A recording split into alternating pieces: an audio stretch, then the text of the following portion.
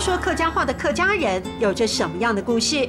剧场导演彭雅玲从小远离客家庄，因为编排一场戏，找到了失落客语的故事。我要他们只要说自己的名字，他说阿秋诶，转来嘞，腿脚较很掉诶，然后就手诶拿转来。皮绷紧一点，顺便拿一个细竹来，我要准备揍你了。对。晒萝卜干的场景唤起客家乡亲的集体记忆。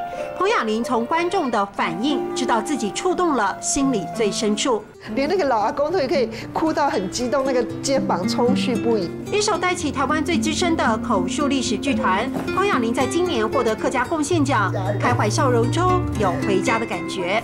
寻找说客语的客家族群的同时，他们也拥抱了不会说客家话的客家后乡民，让生命经验透过舞台传承。彭雅玲期许自己要让更多观众见证美丽动人故事。